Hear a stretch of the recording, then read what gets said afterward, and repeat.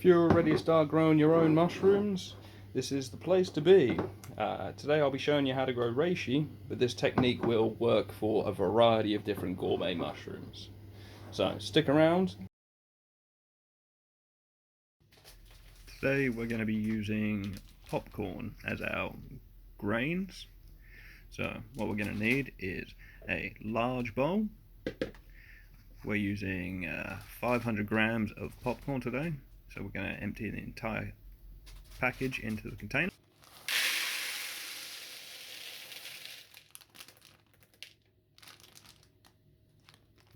And we're going to cover with fresh water. We want about 1 inch to 2 inches covering it, just enough to soak it up. So what we're doing now is hydrating our grains. These are what we're going to use to colonize with a liquid culture of reishi. Now we leave these soaked for 24 hours. So after 24 hours we are hydrated and we're going on to the next step, which will be boiling. Now we're going to get a nice big saucepan and we're going to pour our corn and water into the saucepan. Now we do want it to be about 2 inches above the level of the grain.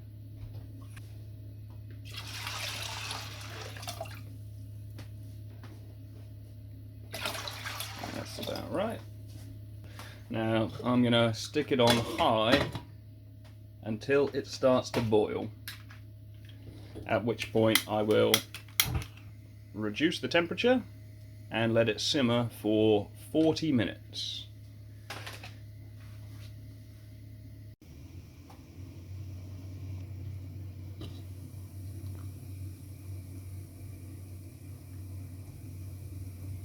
Nearly there. So now we've got some bubbles rising, a real gentle boil. I will start my timer now, but I will keep raising the temperature until we've got a nice rolling boil, at which point I'll bring it back down to this nice simmer.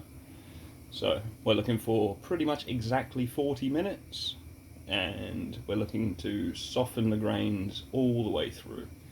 So I'll show you how they should look as we carry on.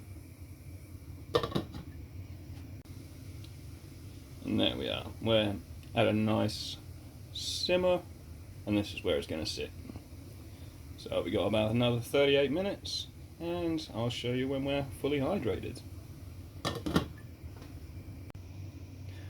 One more thing I almost forgot to mention, I personally like to take the lid off for when it's boiling. I don't think it makes too much difference, but I find my grains stick together less if I take the lid off. I can't tell you why, just my personal opinion. We're about 25 minutes in now. I'm going to give it just a gentle stir to make sure nothing's stuck to the bottom.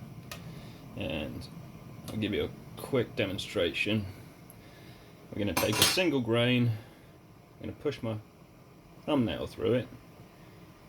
It's still a little bit tricky at this stage, and you'll see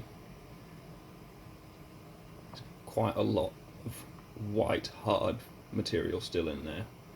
So that's why it's quite important to carry on for the full 40 minutes and checking as you go, because it can't hurt to be on the safe side. We're looking for full hydration with as few burst grains as possible. So I'll see you in another 15 minutes or so. Right, so that's our 40 minutes up. Let's show you what our grain should be looking like. See it, nice big swollen grain, easy to pinch. Still a small amount of white in the middle, but only a little circle left. So at this point we're going to get a nice big sieve, metal sieve, over our sink with the cold tap running, and we're going to drain it off. We're not wetting the grain, the cold tap is just to keep the pipe safe, so because we're pouring boiling water down there. So let's get these drained off.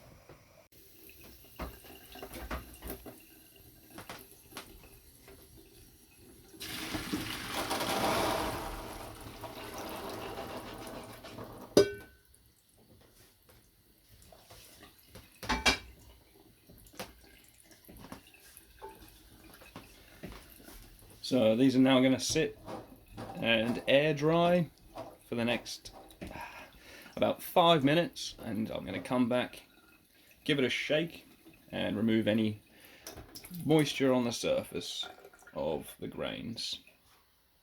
So we'll be back in about 5 minutes when we'll give them our first shake to air dry.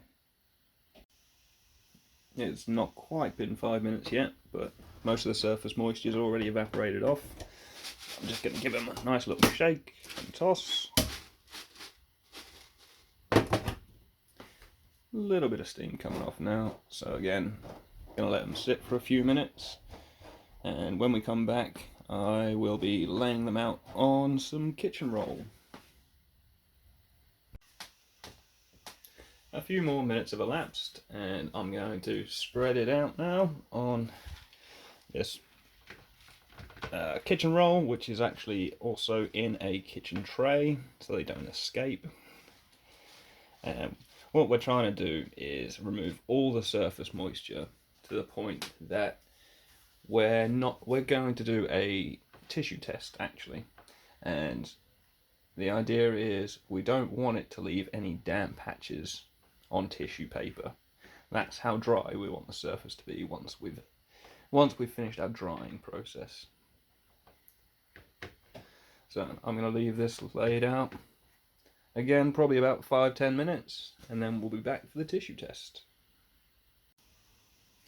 Time for the tissue test. So we have just a sheet of toilet paper. You can use a tissue if you wish. And we're going to take about a tablespoon of grain and drop it on there. Give it a few seconds.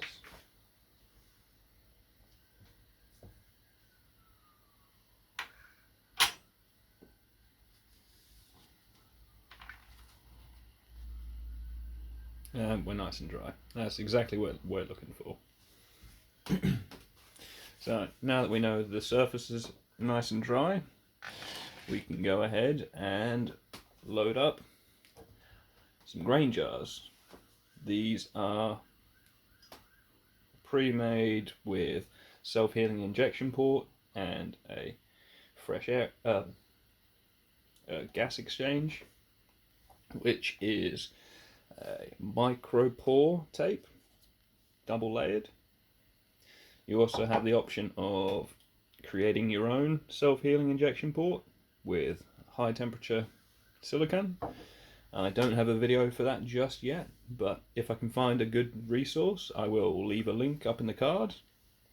So at this point we're going to load up our grains into our jars, and we can chuck them into our pressure cooker. These are half-litre jars, so we're going to go about 90 minutes in the pressure cooker.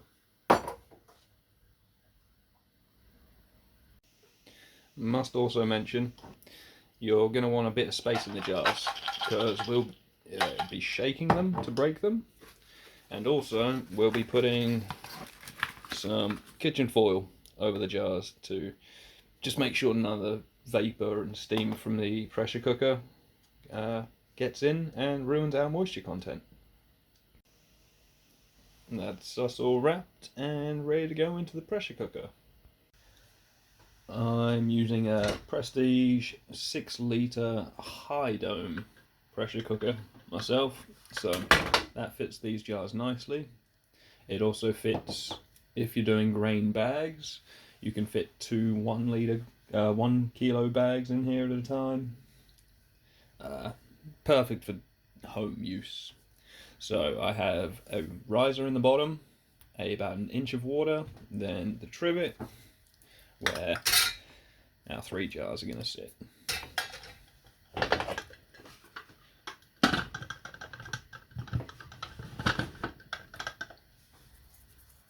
Not recommending that you use a pressure cooker. Sometimes it can void the warranty, but this is what I'm using.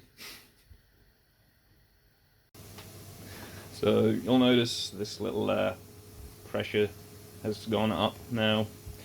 It's still building pressure, but once we start getting a nice gentle hiss, that's when we'll start our timer for 40 minutes. Sorry, not 40 minutes, 90 minutes. So that's the nice gentle hiss we're looking for. I'm going to just turn it down to keep that pressure.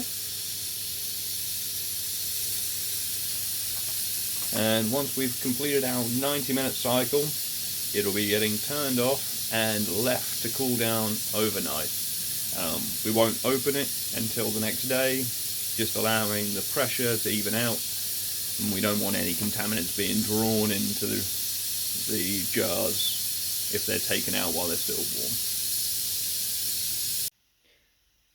24 hours later, and our popcorn jars are all done, all nice and cooled, and have been removed from the pressure cooker.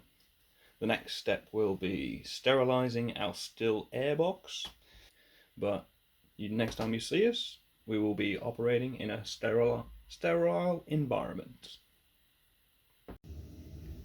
What you see is a 65-litre tote with 2 4-inch holes drilled in it. We're going to use some antibacterial to start cleaning the inside.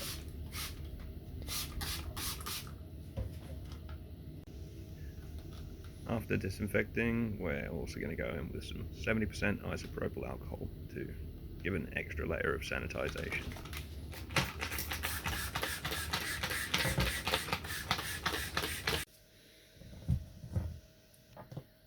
So now everything's sprayed down and sterilized as it enters the still air box. I will be flame sterilizing with a jet lighter. I'll get my first jar.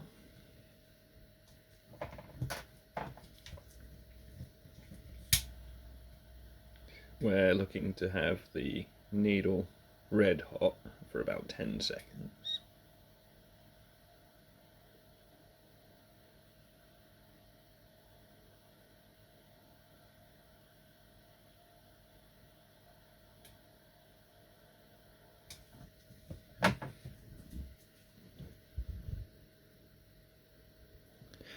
For these half-litre jars, I'll be adding about 3 millilitres.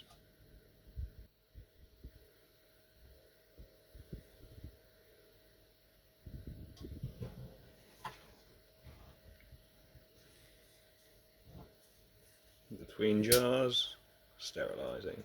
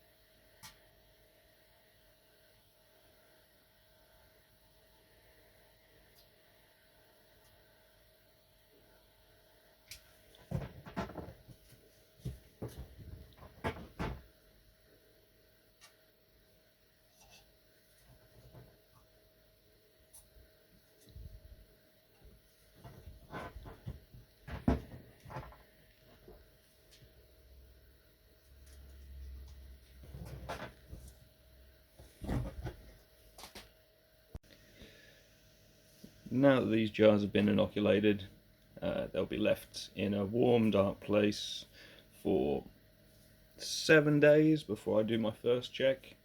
Reishi is an incredibly aggressive mycelium, so typically 21 days and these size jars will be well overtaken, and we can move on to the next step. In the meantime, while we're waiting for these to colonize, we will prepare some bulk substrates. So now we're going to make up some substrate which will be enriched hardwoods. So this is pure oak hardwood pellets, and we'll be enriching with some wheat bran. So the ratio we're going for is a 4 parts wood to 1 part enrichment. So we're going to take a large bowl and add, that is 2 cups of the hardwood pellets, to which I will be adding 700 mils of water.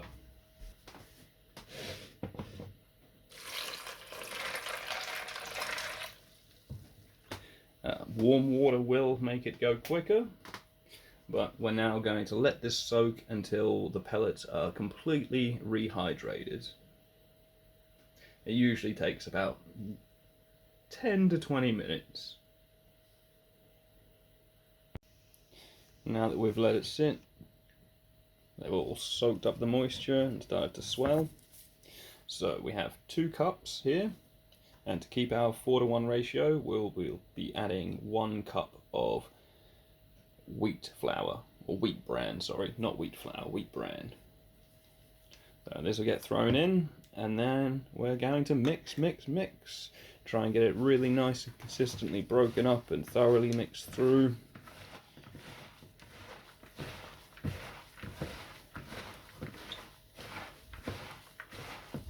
At this point, making sure all the pellets are nicely broken up. We don't want it being too difficult for the mycelium to make its way through.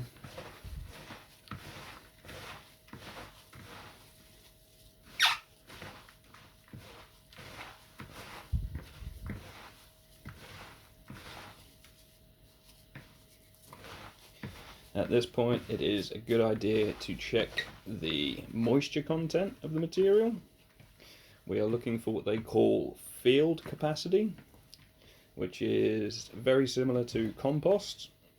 We're looking to squeeze the material and just have a couple of little beads. Maybe a drop or two. There we go. So this might actually be a little bit wet,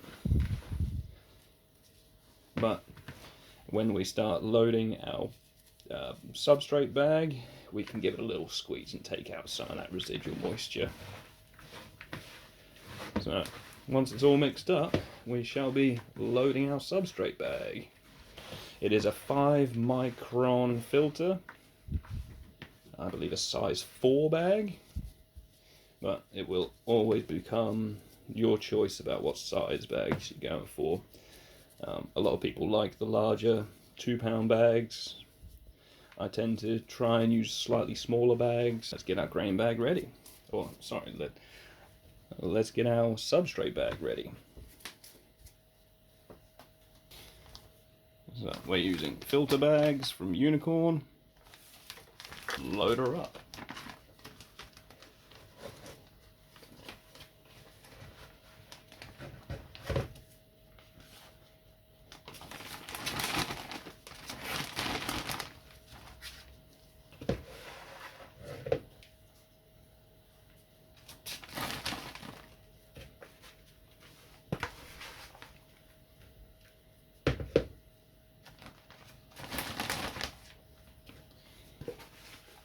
Trying to be as tidy as possible at this point, minimal creases in the bag, and trying to limit the amount of substrate we've got at the top of the bag. It will mean we get a better seal once it goes in the pressure cooker.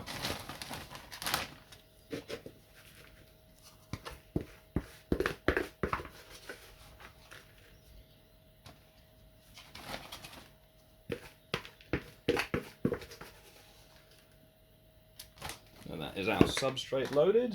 I'm going to give it a nice little tap down. I won't be demonstrating the fold. You can find lots of videos for that online. I will see you back here with it nicely rolled. Before I forget, it is a good idea to wipe down the inside of these bags before we start rolling them up or folding them. Again, trying to minimize the creases, but we want to keep it nice and clean on the inside. And there we have it. This bag is probably a bit small for this amount of material, but it works perfectly well for having the surface area when it comes to fruiting. So this We'll now go in the pressure cooker for 2 hours, which is probably a little bit overkill. For this amount of material, an hour and a half is probably adequate, but when you're doing larger amounts of substrates, it's worth going for the longer 2 hours. So this will go in the pressure cooker, same process as before. It'll be cooked and then left to cool overnight until it reaches room temperature, and then we will inoculate with some fully colonized grain and seal it up and start colonizing the substrate. So we're back in our still air box. Everything has been sanitized with isopropyl going in, and we will be now using our fully colonized grain spawn, and it will be going onto our sterilized bulk substrate. You have the option of using an impulse sealer when we're done to seal this, but I will be using a folder binder spine. This will mean that I don't need to seal them with heat. I can just slide this across the top and seal it up.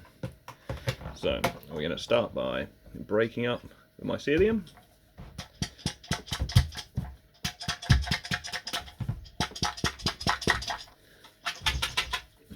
So that's all nice and loose and going to flow nicely now. I'm also going to loosen the top of the jar. Just thinking about workflow. Now that's ready to go. So now once I unpeel this, the amount of exposure time is going to be limited. That means reduced chance of contamination, just in case there was going to be any.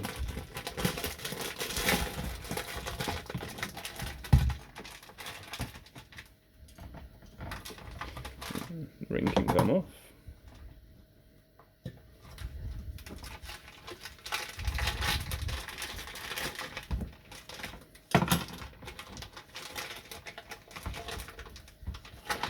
Now, I don't like to put the jar too deep in, even though it has been sterilized. So let's just get as much grain as possible.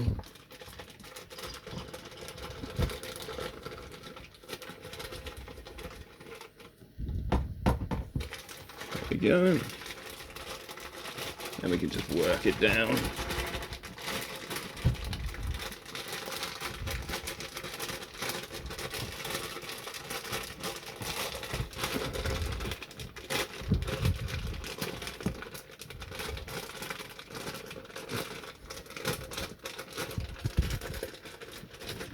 Always one grain, doesn't want to play ball. Right, so now all we're going to do is fold the top over once. Get our binder spine, find the curved edge, and that's where we'll be leading with. Lead with the curved edge, and that just feeds over. It's going to keep the whole thing folded over nicely.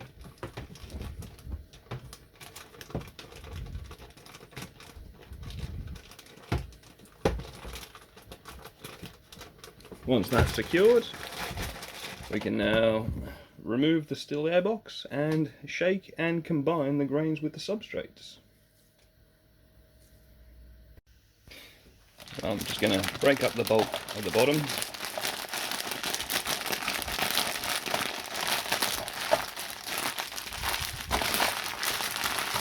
And then just work it all together.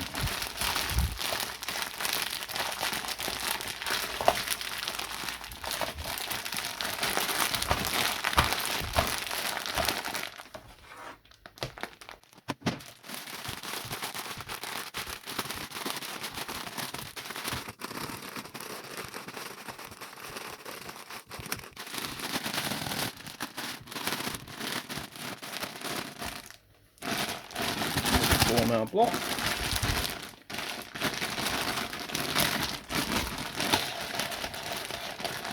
Now I can date and label this and pop it away again to colonize the bulk.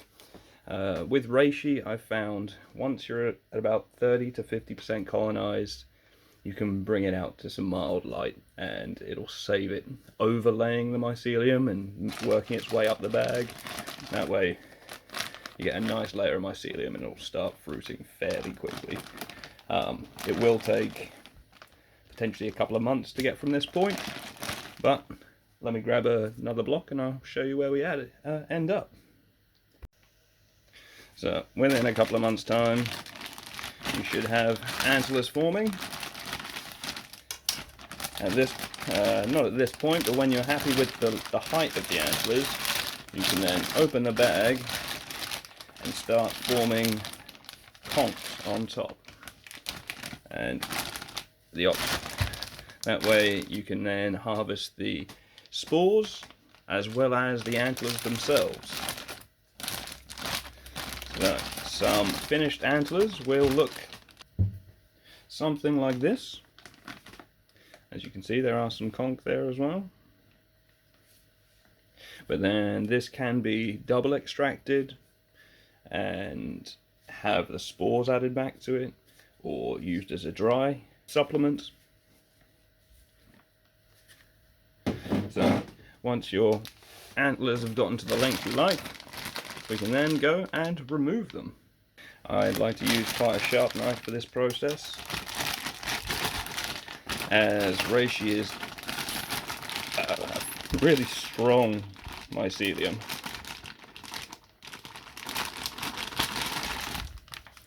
So all I've done, slice the antler off at the bottom, and now this can go into my dehydrator to be prepared and ground for mushroom supplements. If you've enjoyed it so far, please do give us a like down below.